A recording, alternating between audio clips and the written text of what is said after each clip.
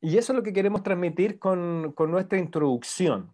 El tema es muy amplio, así que lo vamos a dividir en 4 o 5 partes probablemente. Primero, lo que usted tuvo hoy día en sus apuntes, que es la introducción. Vamos a ver estos primeros versículos del 6 hasta un poquito más adelante que nos ponen la escena antes de la encrucijada, de las 3 viudas y los 3 caminos. Después vamos a ver en un tema aparte la encrucijada de Noemí, es decir, Noemí y su propia encrucijada. ¿Cuáles son los caminos que toma Noemí cuando se enfrenta a un momento crítico de su vida? Después vamos a ver Orfa y su propia encrucijada, porque Orfa es un personaje que generalmente saltamos, ¿verdad? Importa Noemí, importa Ruth, y Orfa como que la dejamos a un lado. Pero Orfa tiene un propósito de estar también con nombre, con apellido y con su propia decisión en esta historia. Finalmente vamos a ver a Ruth y su encrucijada, los caminos que se le abren a Ruth, y cuál es el camino por el cual se decide por transitar. Y voy a agregar otro punto al final que tiene que ver un poco con la amargura de Noemí, que yo creo que es un párrafo aparte, que no está en los estudios de los cuales yo estoy buscando, pero yo creo que hay que sacar esta entrada de Noemí a Belén, no como parte de la encrucijada, sino como finalmente eh, el carácter de Noemí. Y yo creo que en esa entrada y la decisión que ella toma de cómo le llamen y de cómo responder a esta crisis, yo creo que podemos encontrar lecciones muy importantes para hombres y para mujeres de cómo debemos responder ante el dolor, ante la crisis y ante la dificultad. Y si ustedes se fijaron en los apuntes, comenzaba con este tema del dolor. ¿Los leyeron o lo expusieron en la familia? Bueno, la anécdota del dentista no es mía, por eso lo puse entre comillas, ¿ya? Pero la quise dejar, la quise poner ahí porque yo creo que es algo muy natural, especialmente a los varones. Los varones le tenemos miedo a los doctores. Nunca los hombres queremos ir a ver al doctor, salvo cuando nos estamos muriendo, ahí vamos al doctor, ¿o no? Le tenemos miedo a los dentistas y a las agujas. Yo creo que lo que dice el pastor Stephen Davey en esta anécdota de los dientes, del dolor, que un dolor físico que al pagarlo después el precio de las coronas se transforma en un dolor económico, que duele tanto como el físico cuando hay que pagar después. Pero un poco habla de nuestra naturaleza humana. Todos, en mayor o menor medida, hombres y mujeres y niños, le tenemos temor o terror al dolor, ¿cierto? Nadie quiere sufrir. Y las personas que quieren sufrir, que les gusta el dolor, bueno, hay una distorsión, hay algo no natural en esas mentes que quieren, que les gusta sufrir, o sádicos o masoquistas, ¿verdad? Esas son, digamos, de alguna manera distorsiones. No sé la palabra médica, pero no es natural que alguien quiera infringirse dolor a propósito. Todos evitamos el dolor. Y yo les puse también algunos comentarios. Eh, Thomas Jefferson, en algún momento, le escribió un amigo y dice ahí los apuntes, ¿verdad? El arte de la vida es el arte de evitar el dolor. Y suena muy lógico, ¿no? Yo creo que son estas filosofías, estos pensamientos que, como lo que hemos visto desde el 18 de octubre pasado, si no las reflexionamos, si no las diseccionamos, son ideologías o filosofías que parecen positivas y las aceptamos, pero que las consecuencias finales no son las correctas. Y yo les hablaba ahí también del hedonismo, de esta filosofía de vida, que más que algo que pueda estar escrito, ¿verdad? Estas nuevas generaciones, especialmente que se dan en los países más desarrollados, donde la juventud que gana dinero, que tienen recursos, lo único que busca es el placer personal. Y por eso es que existen en Ibiza, en España y en otros lugares, recintos donde lo único que se busca al asistir a ellos es el placer físico, personal, etcétera, como una finalidad de vida.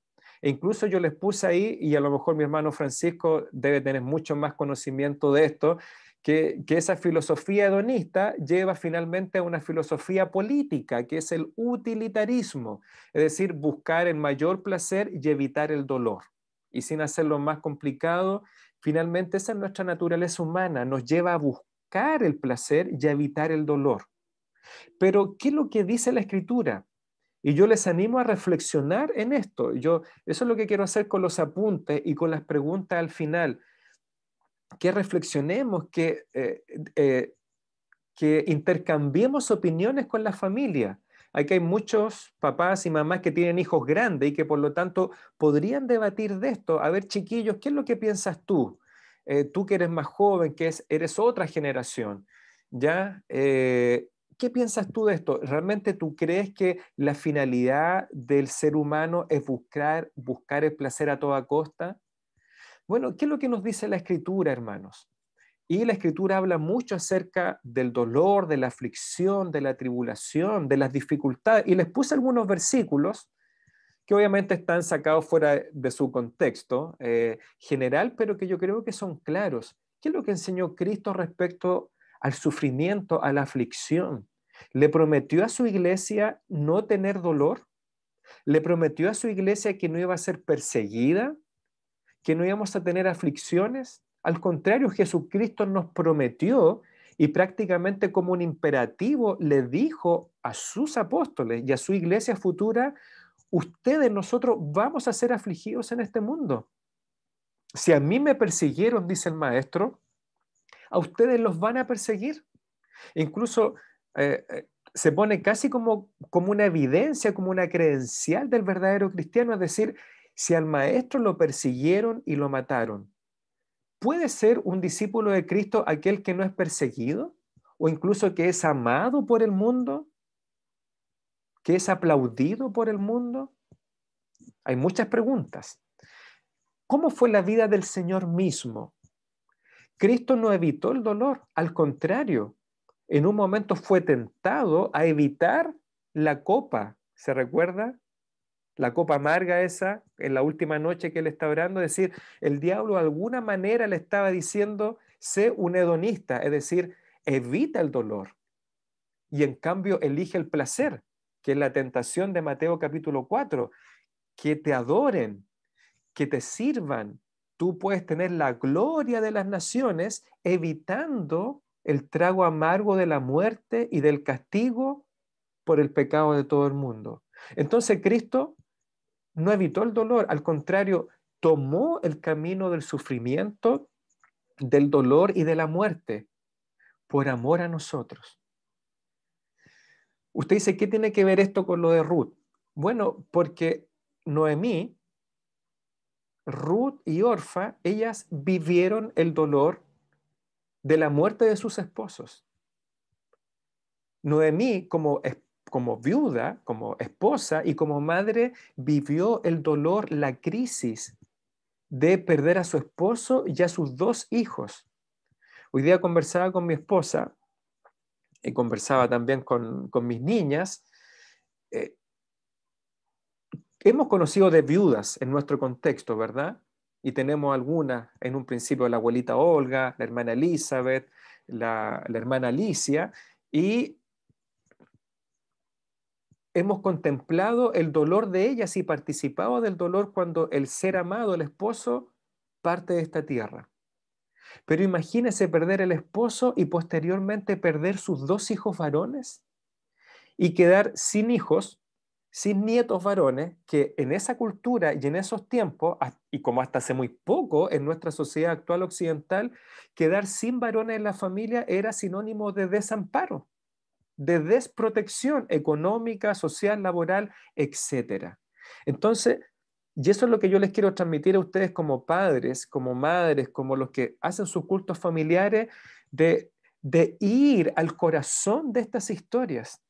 Imagínense el dolor de quedar desamparada del esposo y de sus dos hijos varones. Ruth, siempre vemos a Ruth, ok, Ruth tomó una decisión de fe, wow, tremenda mujer, pero Ruth también sufrió la pérdida de su esposo. Y yo creo que hasta que no entendamos el dolor de Ruth, no podemos entender a cabalidad su decisión de fe. Ruth no es una niñita mimada. Ruth pierde a su esposo, joven. No hay hijos, no hay descendencia. Ruth también está sufriendo, al igual que Orfa, y obviamente en mucho mayor medida suponemos que Noemí, viuda y además perder a sus dos esposos. El entender este dolor de ellas de una manera virtual, no real, nos hace ver que el dolor, como les puse en los apuntes, nos lleva a una encrucijada. Cuando hay separación, cuando hay dolor, cuando hay dificultad, cuando hay enfermedad, cuando hay una pérdida de trabajo, cuando una familia se desmembra, ¿verdad? Se separa, todas estas son situaciones de dolor, son situaciones de crisis. ¿Y qué es lo que hace el dolor? Es llevarnos a una encrucijada. Pero el dolor Dios lo utiliza, como yo le puse aquí en los apuntes. Realmente el arte de la vida del cristiano no debería ser evitar el dolor, porque sabemos que en este mundo caído es imposible evitar el dolor, la tristeza, el llanto. No podemos. Tendríamos que vivir en el mundo de Disney World o de Disneylandia para no experimentar eso. Es imposible. Por lo tanto, ¿cuál debería ser el arte o la convicción del creyente? Saber cómo responder al dolor en vez de evitarlo. Porque sí o sí, hermanos y hermanas, vamos a sufrir dolor en nuestra vida. A un niñito se le va a morir su mascota, se le va a morir su perrito, su gato, su cuyi, y eso va a traer dolor a ese pequeño, ¿cierto? A un niño lo van a castigar en el colegio porque habló, porque conversó, no estudió, se sacó un 1, y ese 1, ¿qué es lo que le va a traer a ese niño o a esa niña? Dolor, ¿cierto? El dolor tiene muchas caras, tiene muchas formas, pero todos, niños por un juguete, adultos por un trabajo, por una muerte, vamos a sufrir dolor. Entonces, la academia nuestra, la escuela nuestra debería ser aprender cómo responder al dolor de una manera bíblica. Yo puse acá, de acuerdo con las escrituras, el dolor produce madurez. Es decir, sin dolor, sin sufrimiento, sin pruebas, no hay madurez posible. Las crisis le dan forma y robustez a nuestro carácter. Las dificultades desarrollan una fe más profunda. Las dificultades desarrollan una fe más profunda. Ahora, la verdad, hermanos y hermanas, como puse en los apuntes, que las dificultades, el dolor, el sufrimiento, la tristeza, crean estas encrucijadas en nuestra vida, producen puertas abiertas, nos brindan nuevos caminos. Y usted y yo, sí o sí, debemos elegir un camino por el cual transitar. Y el camino, hermana o hermano, que tú elijas, que tú escojas, con el Señor o sin el Señor, con la sabiduría de la Biblia o con la sabiduría del mundo, el camino que tú escojas hará la diferencia en tu vida, determinando si vas a crecer y madurar o si te vas a estancar y debilitar en la fe. Es cosa de ver lo que ha producido esta crisis. ¿Cuántos de ustedes se enfrentaron a esta encrucijada de no tener una iglesia real, física, donde congregarse? El templo está cerrado. Esa fue una crisis para todos nosotros, una crisis también para mí como maestro, como pastor. O sea, fue un golpe para todos nosotros en mayor o menor medida. ¿Qué decisiones vamos a tomar con el hermano Hugo al principio y al final de esto? Y algunos tomaron la decisión de decir, ok, voy a seguir congregándome por Facebook, voy a escuchar los mensajes, voy a tomar los devocionales, y aunque no sé enseñar, aunque nunca he ido a un instituto bíblico, una mamá, un papá tomó la decisión y decir, vamos a hacer esto. Y yo creo que si usted ha hecho eso, usted ha crecido y madurado. Yo pienso, no sé, en mi hermano Pablo, que lo veo acá, Pablo Gallego, o en mi hermano Cristóbal, o en Francisco, digamos que son hermanos como más más nuevos y también más jovencitos, lo que significó para ellos el desafío, y otros, ¿verdad? Mi hermano Cristian Vega y otros más que están aquí en Facebook, el de ser pastores de su familia. Cuando 2 semanas antes, ustedes iban a escuchar, y escuchar es bueno, ¿verdad? Porque no podemos estar los 100 enseñando al mismo tiempo en la iglesia. Esa crisis, ese susto para algunos, pero ¿cómo yo voy a enseñarle a mi esposa cuando mi esposa tiene más palabras que yo? ¿Verdad? O mis hijos tienen más estudios que yo. Pero esa crisis y el cómo respondieron en obediencia, porque algunos pueden tomar esto, bueno, el pastor lo dijo, yo me someto. Pero otro puede decir, bueno, si el pastor manda en la iglesia, no manda en la casa, así que yo hago lo que quiero. Y esa crisis, yo estoy seguro que a ustedes les ha llevado a madurar.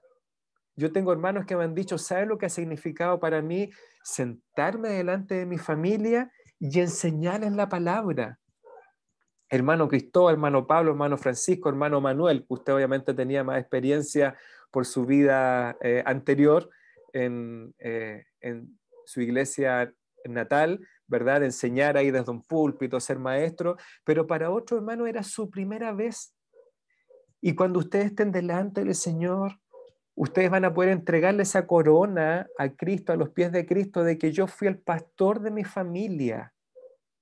Es decir, el pastor Rodrigo no se encargó de mis hijos ni de mi esposa, sino yo, y no con orgullo lo va a decir usted, sino con humildad y gratitud, yo durante 6 meses o 5 o 7 meses, no sé, yo tuve la bendición, usted hermano, de abrir la Biblia y ser el pastor de mi esposa, de mis hijos o de mis hijas.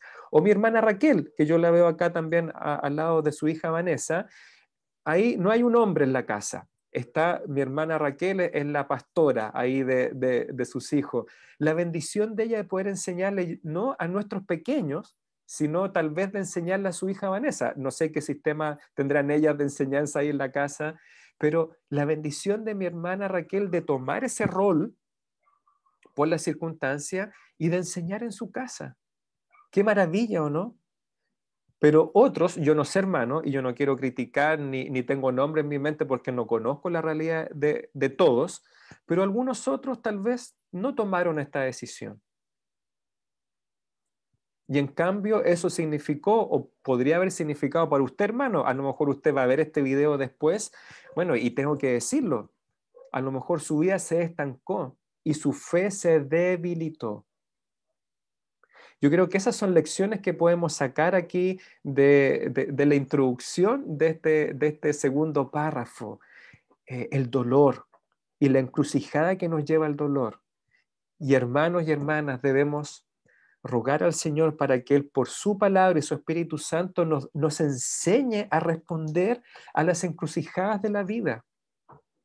Y obviamente a prepararnos para tomar decisiones que no sean el pasto más verde. Es decir, si yo voy a tomar decisiones, que el pasto más verde no sea el punto sobre el cual tomo decisiones, sino es o no es la voluntad de Dios, sino los principios de Dios. Pero puede ser que de repente tengamos opciones de trabajo, 2, 3 trabajos al mismo tiempo. A mí me pasó alguna vez.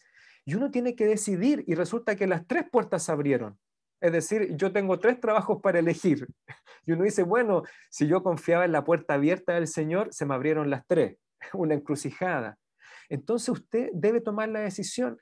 ¿Cuál va a ser la base de la encrucijada? ¿O el pasto más verde o efectivamente la voluntad de Dios? Y a veces, claro, la voluntad de Dios puede que no sea tan evidente. Bueno, ¿qué es lo que nos dice la palabra? ¿Es evitar el dolor? ¿Es buscar el placer solamente? ¿O son otros principios que deben mover nuestras convicciones? Déjeme leer rápidamente aquí los versículos de introducción, ¿ya? Para ya terminar este segmento. Dice Ruth capítulo 1, verso 6. Entonces se levantó Noemí con sus nueras y regresó de los campos de Moab porque oyó en el campo de Moab que Jehová había visitado a su pueblo para darles pan. Y aquí, hermano, yo creo que son buenos los cultos familiares porque podemos debatir las cosas que están entre líneas. Y yo les quiero anticipar un debate para ustedes, ya para que usted, porque uno en la iglesia no puede hacer esto, ¿verdad? Yo no puedo estar ahí haciendo deducciones en el púlpito. Pero es interesante. Hoy día hablamos de Noemí. Y Noemí 4 veces le dice a sus nueras, vuélvanse. Y yo hice la pregunta y para que usted la discuta con su familia, ¿ya? Puede que lleguen a conclusiones diferentes. Pero este es el dilema que les quiero presentar. Cuando Noemí le dice a sus nueras, regresen a sus casas, cásense, ¿es correcto lo que está haciendo Noemí? No quiero que usted me responda. ¿Es correcto o es incorrecto? Es decir, Noemí tiene una trascendencia sobre sus dos nueras, son como hijas, ¿cierto? Noemí se supone que era una israelita de Judá, de Belén, y ella sabe que está mandando a sus nueras a sus dioses, porque se lo dice, ¿no? Ruth, tu cuñada, Orfa, regresó a su casa y a sus dioses. Entonces, para que usted reflexione, ¿hizo bien Noemí al insistirle tanto a sus hijas que regresen a su casa a casarse y a sus dioses? ¿No debería a lo mejor Noemí no haber insistido tanto y haber aceptado que Orfa en primera instancia regresara con ella a su Dios? Se supone que si era israelita creía que Jehová era el único Dios verdadero, ¿o no? En vez de insistirle a Orfa, Orfa regresa a tus dioses. No sé la respuesta, pero para que usted la converse ahí, porque puede decir, no, es que Noemí, ¿cierto? Ella pensó en el bienestar de sus hijas, que eran jóvenes, que se casaran. ¿No es ese matrimonio, esa posibilidad de matrimonio segura en Moab, el pasto más verde? ¿Lo que temporalmente podría servirles?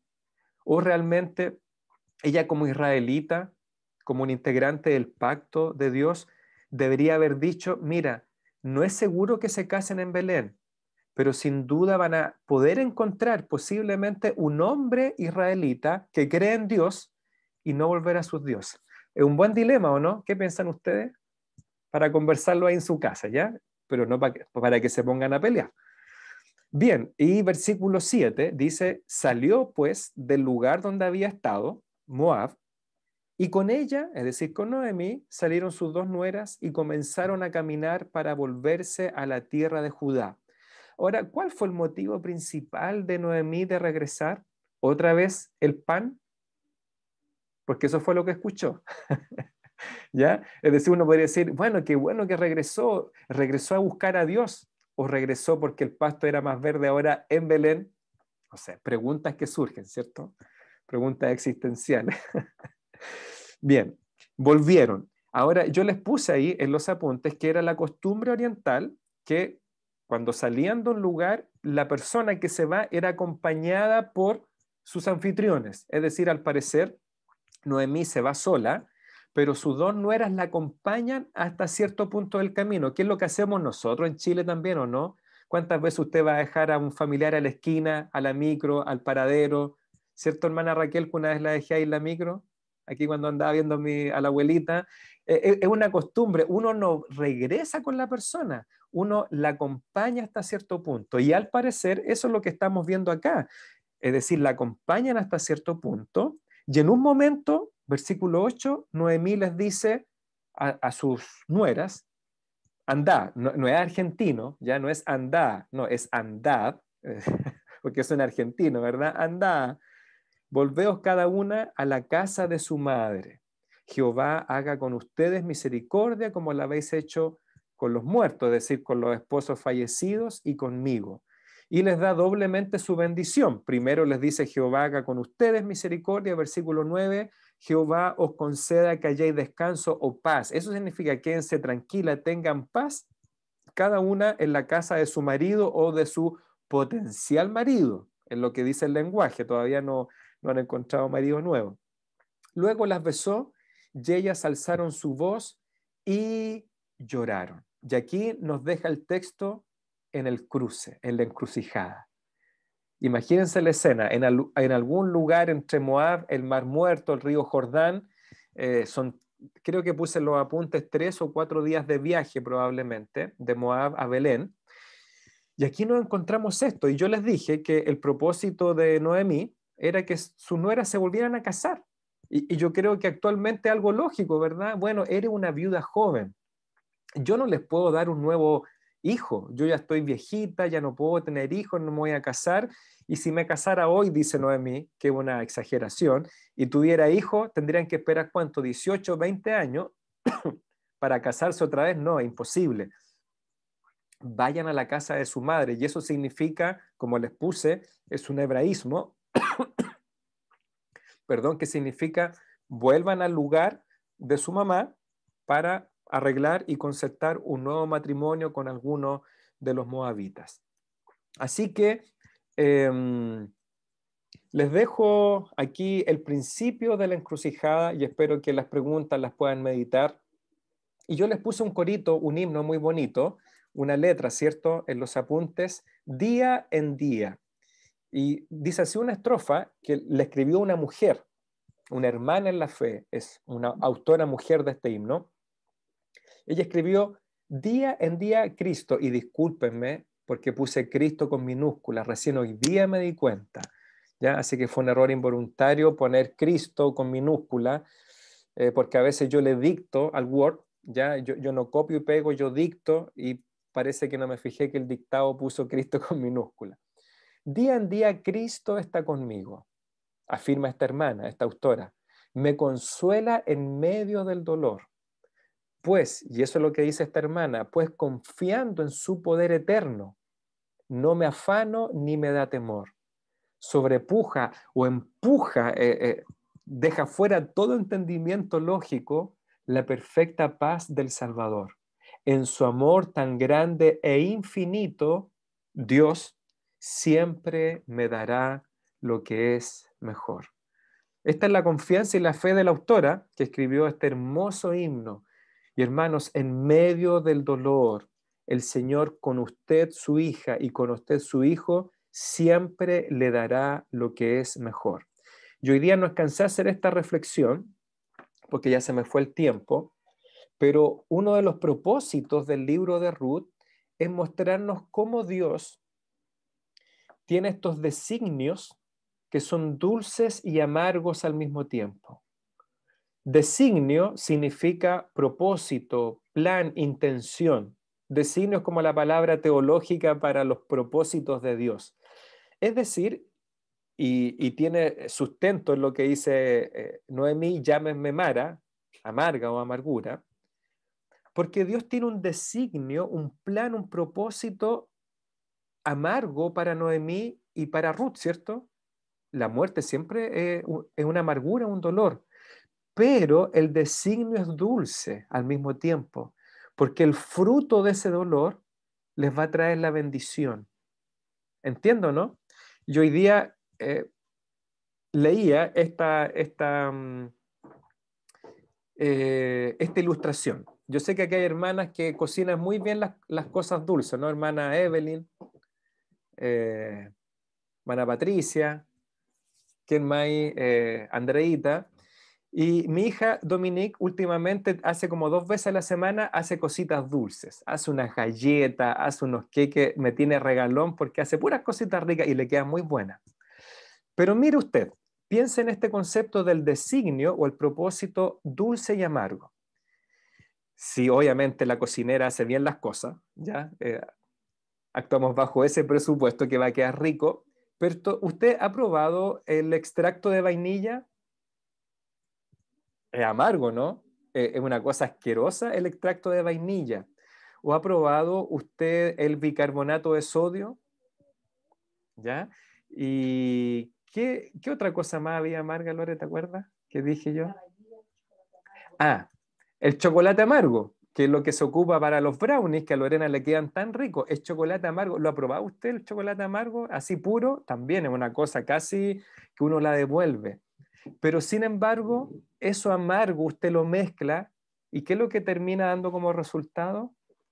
Un brownie exquisito, unas galletas con fragancia de vainilla o cosas que crecen con los polvos de hornear y el chocolate amargo que produce cosas exquisitas o aromáticas como la vainilla. ¿Se da cuenta? Es decir, es como si Dios preparase este pastel, esta torta que al principio nos sale amarga, pero que termina finalmente en un dulce o en un designio que es amargo y dulce. ¿Se imagina pudiésemos pensar así del propósito de Dios para tu vida? Pero cuando somos fieles al Señor, el Señor puede terminar estas cosas amargas en algo dulce. Por eso debemos confiar en el Señor en medio del dolor, porque de todo este dolor que nos lleva a esta encrucijada de las tres mujeres, ¿cómo terminamos el libro de Ruth? Con prosperidad, con alegría, con gozo e incluso con la simiente del Mesías intacta y potencialmente lista para que nazca David y varias generaciones después el hijo de David, que es el Señor Jesucristo. Así que no le tengamos miedo al dolor. Obviamente si hay que evitarlo, lo evitamos. Pero hay momentos cuando debemos responder al dolor con fe, con certidumbre. Amén. Que Dios les bendiga, hermanos y hermanas.